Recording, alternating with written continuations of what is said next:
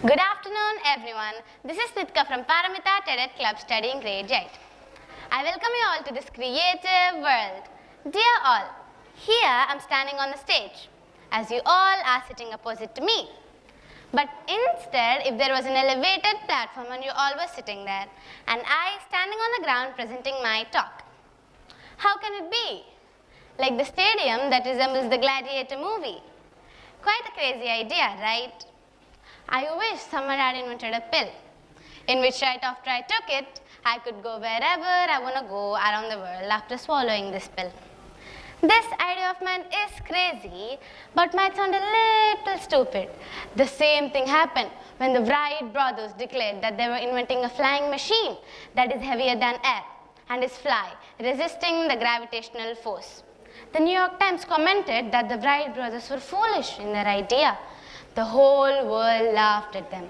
But they went beyond imagination and created the first ever flight, Kitty Hawk, fly in the air, as it was a jaw-dropping moment for all. Who knows, maybe my dream pill will be invented in the future. In the 1600s, a scientist called Bruno had declared that the universe was infinite and that there were planets revolving around the sun, which was against the belief of the church. So they imprisoned Bruno, tortured Bruno for 7 years and ordered him to change his statement, but he didn't.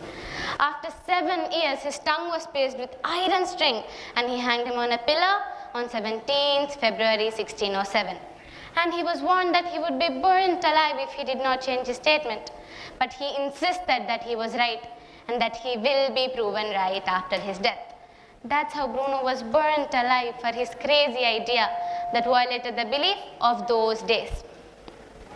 In 1633, another scientist called Galileo had declared that Bruno was right. And just for Galileo's declaration, he was sentenced lifetime imprisonment. And unfortunately, during a house arrest, he died on 8 January 1642.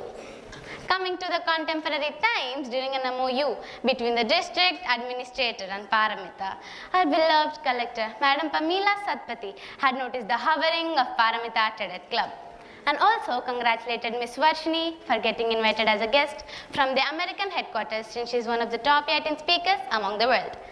And then an idea flashed in our madam's mind. It was that, why can't I make the government students a part of TED too? And the result of madam's idea can be seen last year, 21st December. Pandemic. What does this word make you recollect? For me, it makes me recollect my school days either on my fist or on my laptop. I mean online classes. Pandemic led to learning loss, learning poverty, and Paramita tasted a little too. But just then an amazing idea was spotted in our chairman sir's mind. It was called GRIP, Grade Readiness Immersive Program, in which we had to spend every day 30 minutes recollecting the basics. And this worked like magic. Just in 15 days, all of the Paramita students were rescued from the pandemic blow. Now, what all the above narrations tell us? My clear understanding is ideas never rest. Yes, that's my today's topic, ideas never rest. If ideas are ever put at rest, that rest is only for development and civilization. The idea of wheel, the idea of vehicle, the idea of ship, the idea of plane, the idea of agriculture, the idea of vaccine to dreadful diseases, and so on, that changed our life. If ideas had been on rest, we would have had to walk longer distances. We would have had to eat nothing but leaves and fruits. And we also would have had to be continuous victim to dreadful diseases and indirectly lead a life of homo habilis. Did you know that our subconscious mind is a slave? It believes in everything that you think. So, if you give it a healthy diet, it can give you the best crop of innovative ideas. Now, what is this diet? No, this diet is not food, but it is creative thinking, optimism, positive thinking, and curiosity. You can give more organic manure to your subconscious mind by adding more and more curiosity to it. And this is how you get the best crop of innovative ideas. And this is also how the great men culture their ideas. Now let's discuss about the facts that are actually important for making innovative ideas in our brain. the limbic system is responsible, mainly the hippocampus and amygdala.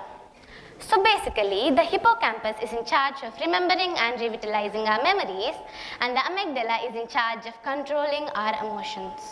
In conjunction, making innovative ideas. So, if you all are getting creative ideas, that means that your limbic system is perfect. Here are some precautions that you can take under consideration when maintaining a healthy limbic system. Exercise regularly. Take nutritious meals only. Spend time with like-minded people. Avoid recreational drugs. Please try to at least learn one new thing a day. Take a break when you're feeling stressed. This works like fluid to your limbic system. People are still trying to know more things about it. So dear friends, please remember that Thomas Drewer said that our minds are like parachutes. They only work when they're open.